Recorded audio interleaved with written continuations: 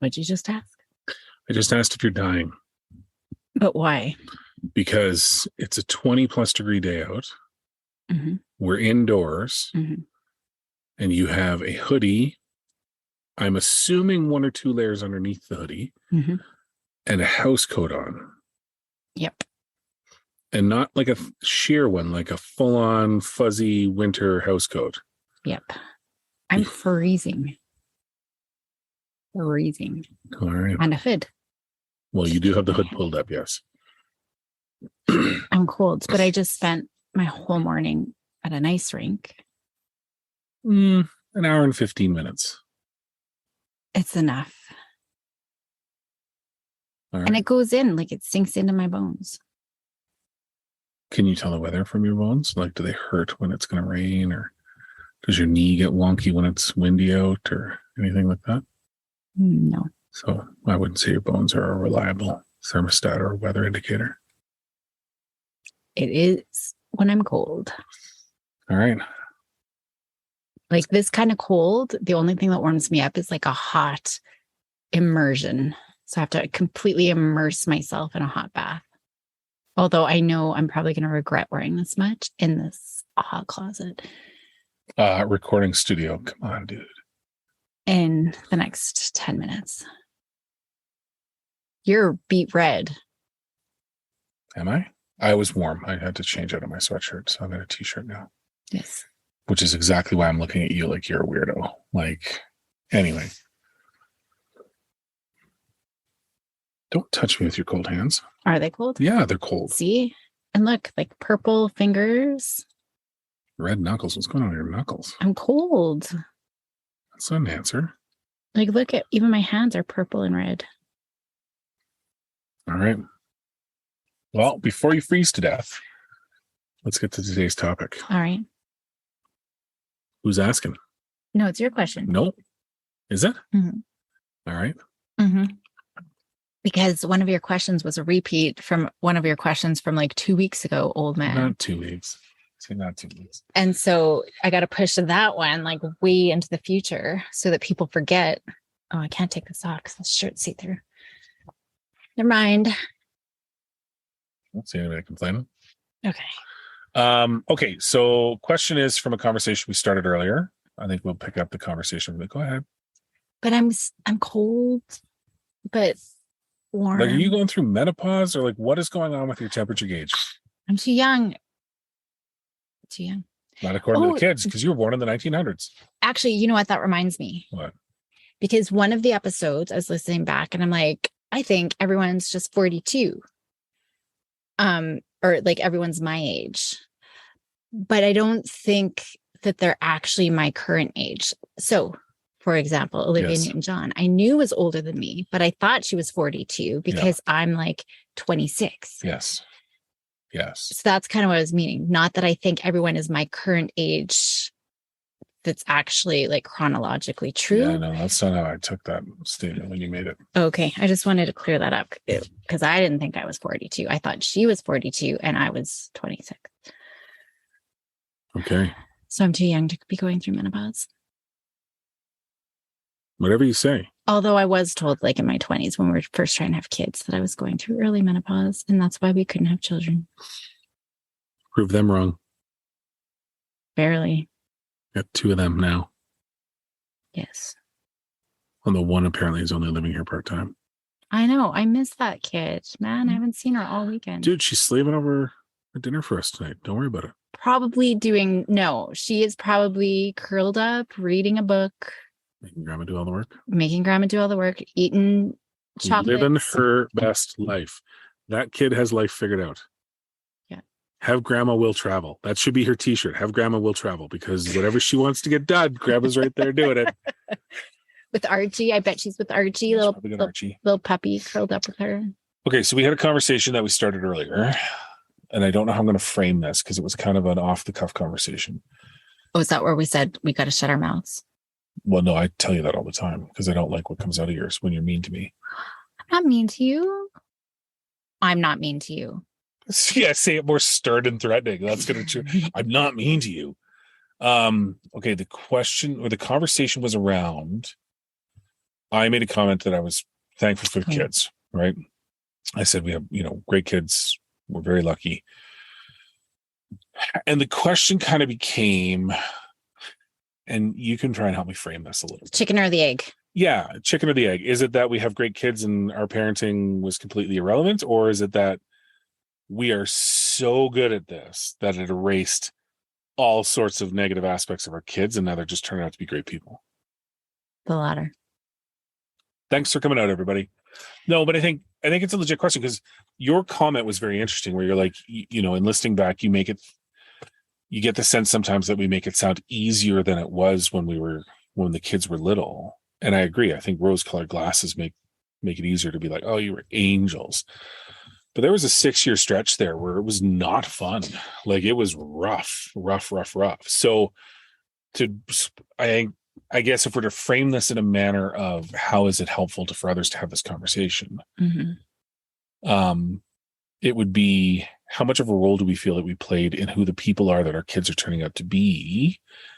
And what do you think the things that we did when it was tough have made a difference? Mm-hmm.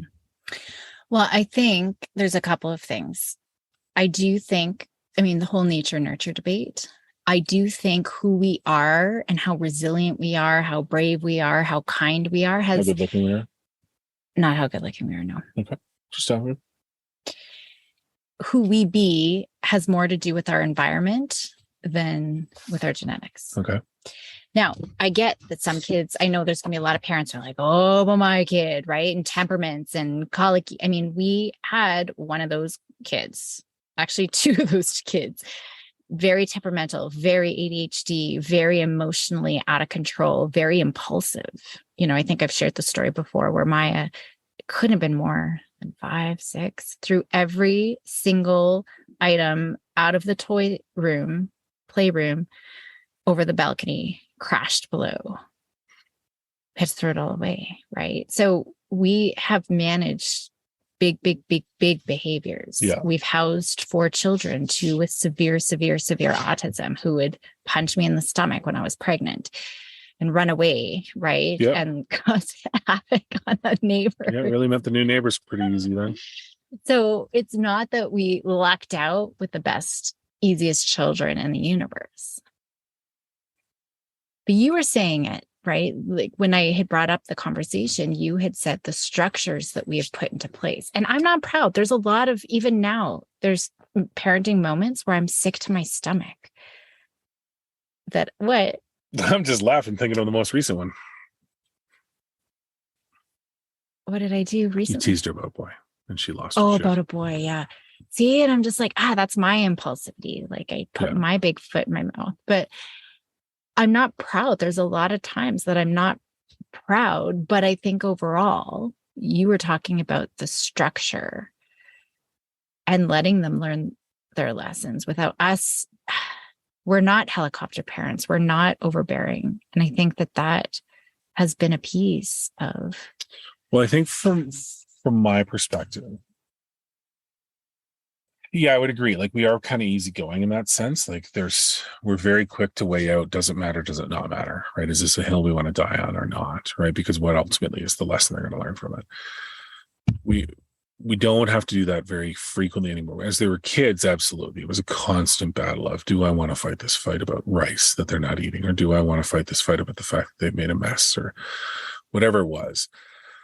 But I think to me, I guess for those that are coming up through that, what is the best way to take stock of how you're approaching it and seeing if you actually are on the path you would want to be on, right? Because we never did that. We never looked back and went, man, this is exactly how we wanted it to go and it's going great. It's only now that we can look back and go, man, like there were some rough days and yeah, we're super lucky the kids turned out well because we don't adult very well at all. Like next to no usable skills as a grown-ass person, I think. Either of us. But I mean, in retrospect, yeah, we've got great kids. Like, and I'll I'll fight anybody that says their kids are better, right? Because I know that they're wrong. But just I sound like such a jerk sometimes. We're very lucky that we have friends with great kids, anyways. But for those that are currently in the midst of it, Mm-hmm. and I don't want to get into the whole, we've talked about, do this to set up routines, and it really comes down to, what would you recommend for those that are currently in the midst of it to allow them to potentially reflect on where they're at and then decide on how they might want to make some changes, if any? Yeah. Or do you even recommend that? Yeah. So, well, it's interesting for families that I work with. Pause and guess what I'm going to say. Actually, it's funny. Just this last week, I worked with probably 4 or 5 families who are all button heads right now with trying to set up homework routines. We're still early in the year, trying to set up homework routines. And all the fight is because I'm checking over dude's work and got to go back and fix it. And it's just fight. Or they're saying, no, there's no homework. And then we find out there's homework. And I'm like, what do you think I'm going to say? And they're like, just step out of it, make them boss of homework. Why stress ourselves out and have a fight every night? I'm like, exactly. Yeah. At the end of the day, I think for me, it's always about relationship. I still get annoyed with dishes and stuff on that. That's never going to go away. Yeah, but at the end of the day, like, I think it always comes back. I do my best with the empathy. If there's an upset, not always great at it. I know that. But I think for me, it's just always trying to remember, so if you're going to focus, what's your goal? You want your kids, when they're 19, 18, or going to graduate at least, wanting to still come to you at the end of the day, to cry over a broken relationship or to let you know about an accident that they've just had and not trying to cover it up, right? At the end of the day, I want my children to still come to us. What? Do you think they will? Yes, 100%. Do you think they will, worried that you'll turn it into an impromptu hug session, so they might not come to you for advice or help? I'm just teasing. Well, maybe. They don't like my hugs. I do hug and kiss them too much, but... No, all kidding aside, I don't think you do.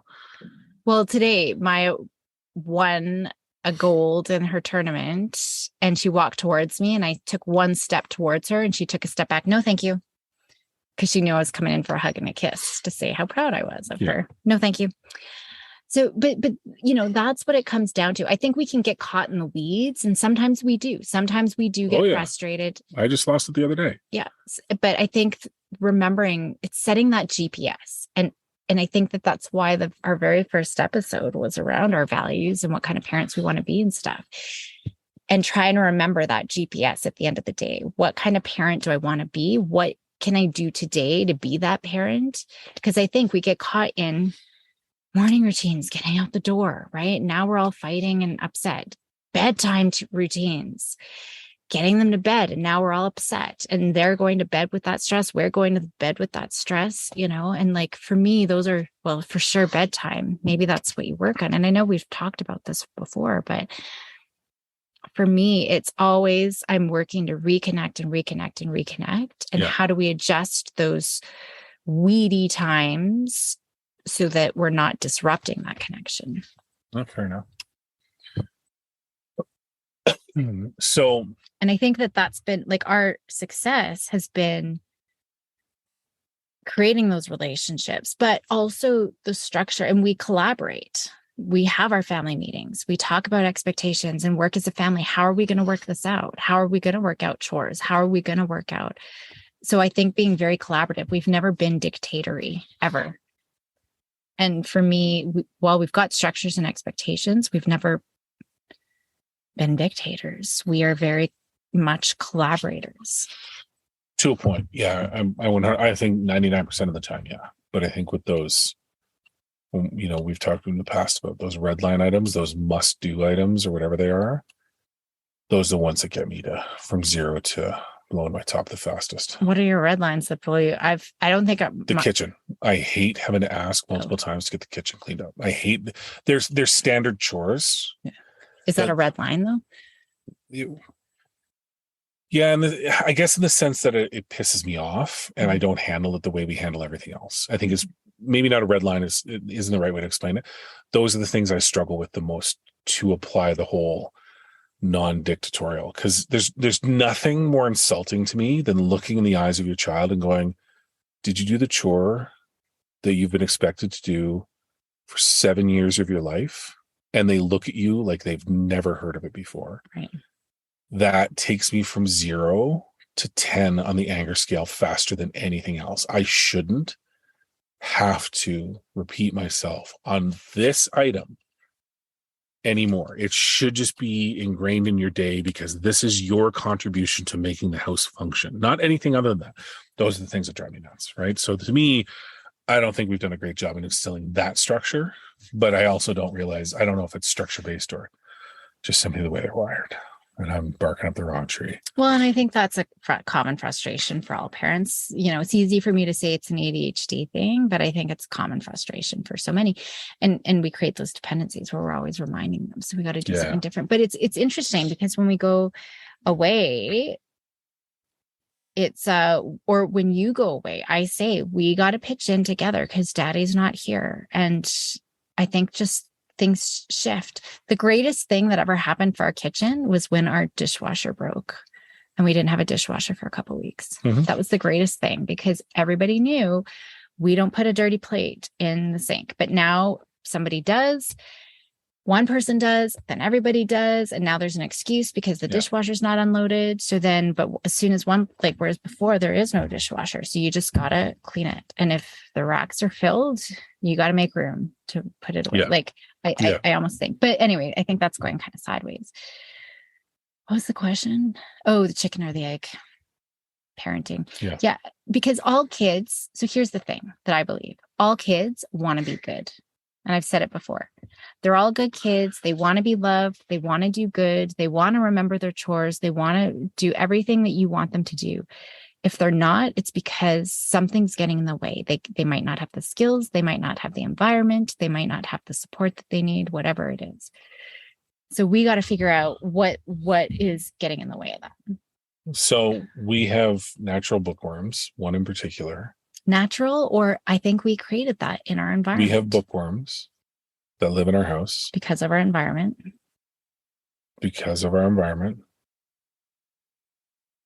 Which, so to your point that you just made, right, about there's something in the way. When we ask one particular individual to do the thing that needs to be done, 9 times out of 10, that individual has their nose in a book. And always just says, yeah, just 5 minutes. Just 5 minutes. And when I hear that, I know what I've just asked will not get done in the time frame I need it done. Right. 100%. So what is the challenge that is in the way in that instance? Is it that we need to restructure that interaction so they're not escaping into the book so much and ignoring it? Is it structuring it so you can't have that book time until you do these things? Exactly. Yeah. I think she is one. And we're not saying who it is. Well, even just the other day, I had asked her to brush the dog. Yeah. Because dog had sat in a stupid, muddy freaking puddle. White, shaggy dog, black. I just needed her brushed. Didn't happen. And then all of a sudden, I didn't know she was going to go have a sleepover. Yeah, that was a completely different thing. So I didn't know she had a sleepover because I said, it's fine. Go to your game or your practice or whatever as soon as you get home. But I didn't know she had a sleepover. So she's like, no, I'll go do it right now. And she knows, hey, kiddo, we're going to go downstairs. We're going to go watch Sheldon or Malcolm in the Middle or something at 7:00 or 6:30 or whatever time. So at 6:30, we're going down. I'll know you want to come. If you've done these things. When your stuff is done. Yes. And what stuff is that? So then she's got to think, oh, yeah, dishes and stuff. So cool. So then I give her that warning. Then she's great. It's when it's nagging. When we are nagging, that's when it doesn't get done. And then it's a fight. And it's like, I'm just so tired. I just need a rest. So I think she's just a reward-based kid. Yeah, but the reward for her is not doing it. Well, yeah, because that's been reinforced too, that she gets away with it. So what I'm hearing is It doesn't actually, no, punishment doesn't work. I'm kidding. It's motivating her. It's kind of the Premack principle. All right, I'll bite. What's the Premack principle? Grandma's rule. Do you know Grandma's rule? Okay. Still no, hey, if then. So if you eat your broccoli, then you can have dessert. Yeah, if you get your thing. But I think one of our previous episodes, I talked about privileges and responsibilities. Actually, I've talked about that quite a lot. So if we set it up, if then, that's punishy. Then it's we're being jerks, we're being mean, we're always nagging. So that's why I like setting up. I'll know you want to come downstairs and watch Malcolm in the Middle with us if you put your stuff away. But I'll know you don't want to come when you don't put your stuff away. So it's up to you. Yeah. Right? Yeah. Oh, no, I want to come. Okay, cool. Well, you know what you got to do. So at 6:30, I'll see you or not. It's up to you. So then she knows it's her behavior, right? Yeah. So for me, that's the thing. And I think the trap that a lot of parents fall into is, why do I need to reinforce them for something that their siblings do, or they should just do? I just expect them to. But for some kids, and our kids are ADHD, they don't think about consequences. They think about rewards or missing out on something. And I'm not punishing. It's just her choice, right? Yeah, I think that makes sense. I guess for me, the struggle is understanding the situation well enough what the I'll know situation is, right? Because it's not like I'll know you want to keep reading your magazine once you do this thing. Yeah. So, well, then it could be put your books away here. Yeah. I'll know you really want them when that's done, right? Yeah. So it would be that. And the other thing is too, you got to make sure you can follow through with stuff. So my natural logical consequence for not putting the dishes away is then you also have to load the dishwasher, because we weren't able to load the dishwasher because you didn't put your dishes away. So that's something I like. If you, not that you go away tons, but there have been times where you've not been around and that's happened. And like, guess what, kiddo? Like, there's the dishes. Yeah. But it doesn't always happen. And so she's not always following through because maybe you don't know that rule and now you're loading the stuff up, or, yeah, exactly. So then she gets off the hook, and then we've just rewarded the bad behavior, essentially reinforced her not doing it. Yeah. And even today, I knew putting away the dishes on the dish rack, but she's not been here all weekend. So I knew putting that away, like, well, it's just creating more chaos for us in the kitchen if I don't put it away. But, see, if I just wait long enough, somebody else will just do it for me. That's what I'm worried they learn. I'm not sure where we went with today's episode. Yeah. Well, it was the chicken and the egg thing. Like, how do we get so lucky? And it really is, I really think we just need to start with the belief that our kids want to do good and will do good. Yeah. If given the opportunity. It's just us. So then if they're not, we got to look at ourselves. Are we stressed out? Are we not doing good? Are we not responding to their emotional meltdown well? Yeah. Are we not empathizing? Because I think that's a huge piece. And I know we've talked about that before. And then when it comes to behavioral stuff, are we giving them a lot more positive attention than corrective feedback? Yeah. Are we? Well, we've seen the difference it makes. Totally. Right. It's a 15-1 rule, really. I know everybody says 3-1, 3 positive to 1 corrective, but truly 15-1. It's 15-1. And well, especially with ADHD, but most kids 9 to 15 positive for every one. 95% of what comes out of parents' mouth is a neg or corrective feedback or what they need to fix or do better. Or a direct insult. Or a direct insult. So, it's looking at where is the breakdown. Yeah. Because parenting is a lot of work. We can't just expect our kids to just do it. Yeah. Whatever it is. And if they are doing it, is it like some kids I see following through, but they're so anxious. That's not healthy either, right? Anxious because there's consequences tagged to it, you mean? So anxious. Well, some are like of maybe getting in trouble, like just because they are so sensitive to that feedback. Yeah. Okay. And I see so many kids who aren't happy and are so full of self-doubt and don't feel successful and hate school. And then they're coming home and they're being nagged. And I think it's just a lot. I think it's just a lot. And I think actually a huge piece of our success is screens. I truly think that that is such a humongous source of stress for so many families that I work with. And that's just something we've never had to deal with. And so if I look at the big things that we do differently from a lot of families that I work with, not everybody, and I don't want to say everybody, but I think screens is a huge one, and are like being on their case about stuff. Yeah, I would agree. And even now, like I've noticed that screens are even less prevalent. Growing up, I thought it was going to be a bigger issue with Willow, and she does gravitate to screens more, but lately she doesn't really. She'll pick it up, but it's very much point A to B. I want to text a friend because I want to do this thing, or I need to check something with grandma or whatever. There's not a lot of, oh, the phone is bright and shiny, I'm going to look at it like it used to be. She spends a lot more time doing other stuff. And even the other night, you and Maya were gone. I don't know, you took her to the rink or work or whatever. And she's like, what do you want to do? And I'm like, well, did you want to watch something? Because that's usually her go-to. She's like, no, I don't even want to watch. Like, do you want to just play a game? And then we played chess and she kicked my butt in chess. Yeah. So, you know, like, I think, yeah, it is. But that's the other thing, right? We have a whole wall of games in our living room. It's just games.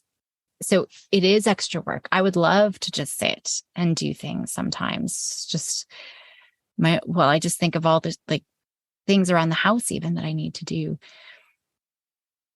So not having screens, it is a lot more work because we do have to sit and I don't play know if with it's more work kids. now. Not now. Yeah, but I know what you mean. But it's easy to give them a screen so I can go make dinner or go have a shower or go do this. But it just turns into this, like, no, we actually have to help our kids set up time. Not all the time. They can go for hours. Even as little kids, they could go for hours and do their thing. But I do think, and thinking about temperament and what's genetics, what's that going to do to you anyway? It's not going to help anything, right? Other than just get you feeling hopeless and helpless and nothing's going to ever change. And that's not true. We can 100% change our relationship with our kids and our kids' behavior. And so that makes sense.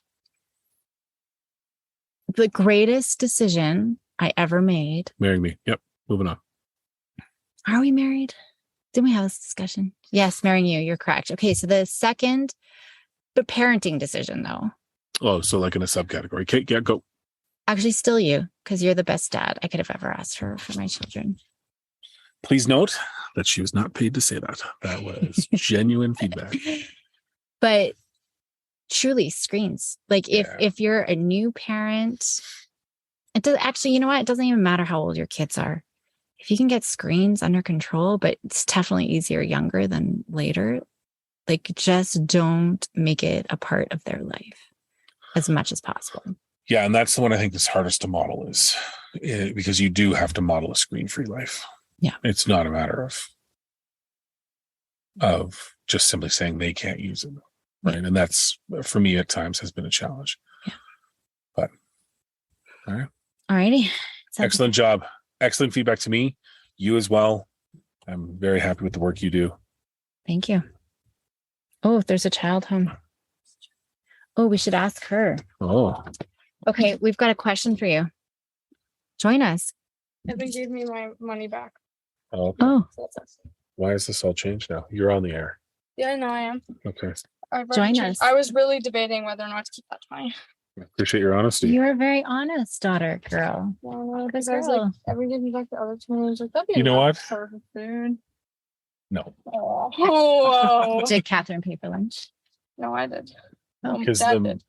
Yeah, I did from a previous loan from paintball, is what she's saying. So the change that she gave to Evan to hold on to, he stole. He just gave back to them to buy lunch with today. Oh, no, I know, but I wasn't sure if Catherine bought lunch because you paid for paintball. No, they sent me an e-transfer. Oh, I didn't know that. Yeah. Okay. Anyway. All right. Everybody's learning the inner workings of having a kid in sports. All right. But that was very honest. See, it fits quite nicely into our topic today. So our topic was chicken or egg. What do you like more? No kidding. Oh, No, no, no, no. no, no, no, no. Go east. No. Look at all them chickens. So do you think you're just, I already know the answer. Do you think you're just awesome because that's, Pretty much, I'm just Like, awesome. why would you even set it up Like, like that? I know. Like, I'm but- pretty much just awesome. okay, we know you're awesome, but is it because you were just born that way or because, Like, dude, lob it up like that. okay, how would you say it? How much of a role do you feel Mom and I have played in making you as awesome as you are?